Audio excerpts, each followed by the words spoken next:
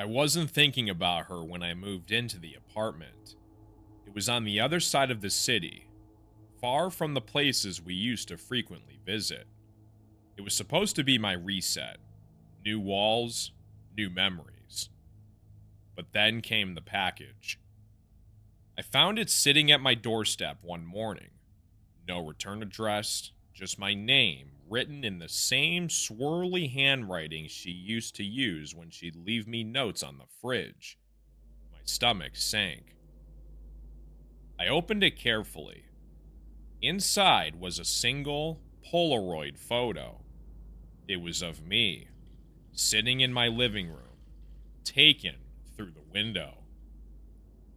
I felt sick. How long had she been watching? The locks were the first thing I changed. Next, I got heavy curtains for all the windows. I started avoiding social media and kept my phone on silent. For a few weeks, things were quiet. I almost convinced myself the photo was a one-off, a desperate last move. Until I started hearing the tapping. It came at random hours, always faint but deliberate. Tap, tap, tap.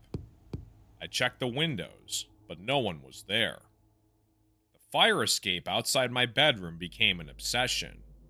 I'd stare at it for hours, expecting to see her face pressed against the glass. One night, the sound wasn't a tap, it was a knock.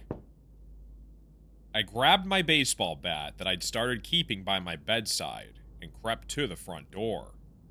My peephole was blacked out. Something, or someone, was covering it from the other side. I froze, holding my breath. Then through the door, I heard her voice. "You still think about me, don't you?" My blood ran cold. "Go away, Lisa!" I shouted, gripping the bat tighter. Her laugh sent chills down my spine. "You don't get to just erase me. I'm part of you now. Always." I called the cops, but by the time they arrived, she was gone. No trace, just her words echoing in my mind. For a while, things were quiet again. Until tonight. I'm writing this now because I just found another Polaroid. It's sitting on my kitchen counter. This one's different, though. It's a picture of me, fast asleep. And I don't remember leaving the door unlocked.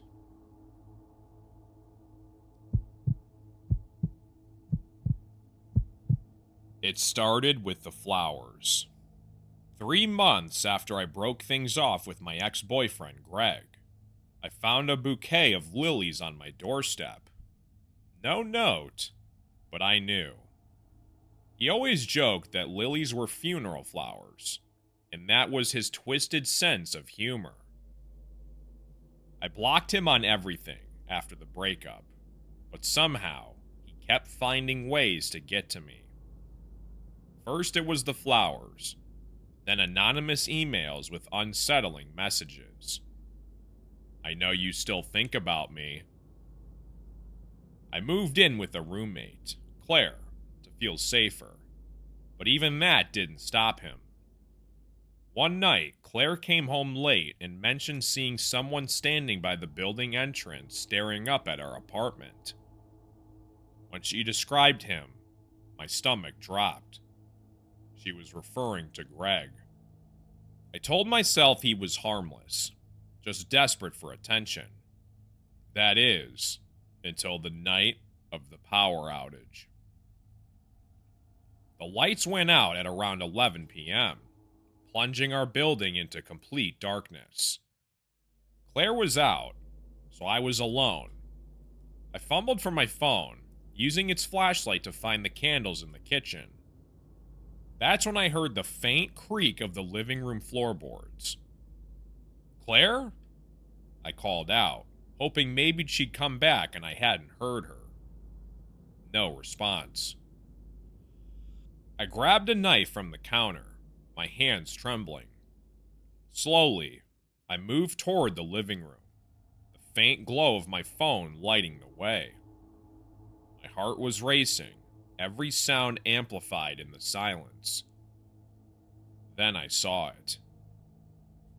On the coffee table, in the darkened room, was a single lily. My breath caught in my throat. I didn't hear anyone come in. The doors were locked, weren't they? That's when I heard him whisper from the corner of the room. "You shouldn't have left me, you know." I spun around, shining my phone toward the sound, but the light revealed nothing but empty air. My blood froze as I realized it wasn't an echo of the past. It was him.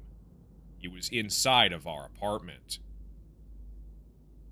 I bolted for the front door, fumbling with the lock, when I felt a hand graze my shoulder. I screamed, wrenching the door open and running out into the hallway. The neighbors came out when they heard the commotion, but by the time anyone checked the apartment, Greg was gone. No sign he was ever there, except for that lily on the coffee table. The police didn't take me seriously. No forced entry, no physical evidence. Just a distressed ex-boyfriend. But I know what I heard. It's been 2 weeks now, and I'm still staying at a friend's place, too scared to go back. Last night, my phone buzzed with a text from an unknown number. It was a photo of me, asleep on the couch. And the caption read, "You look so peaceful when you're not running."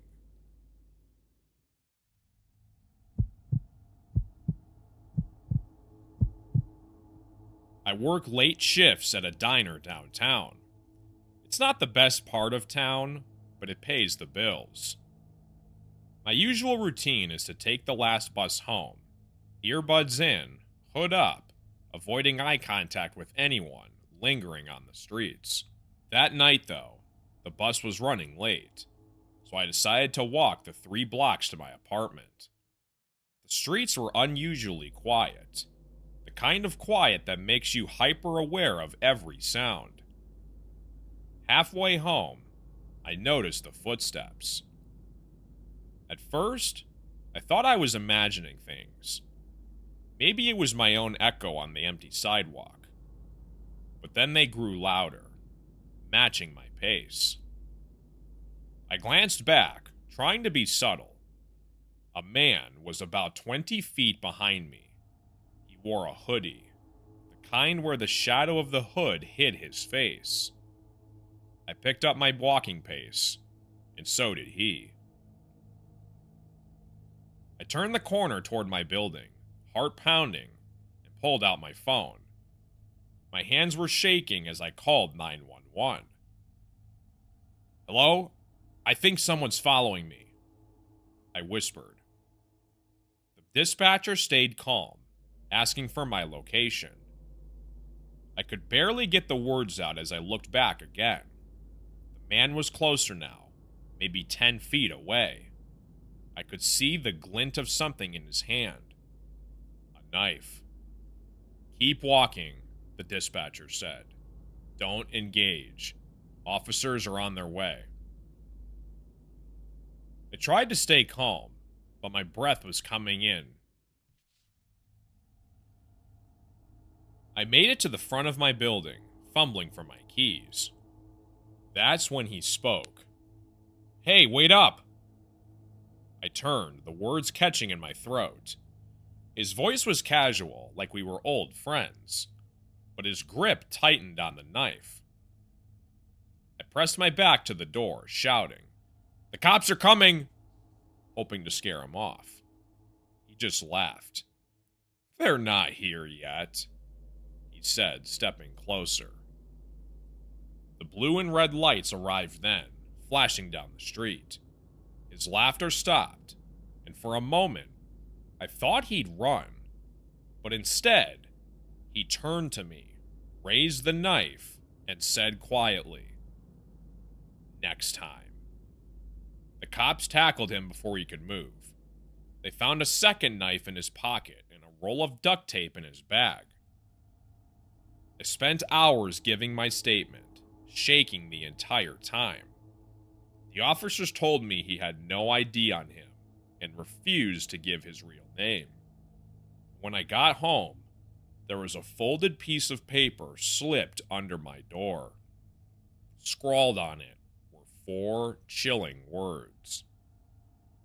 Scrawled on it were 4 chilling words.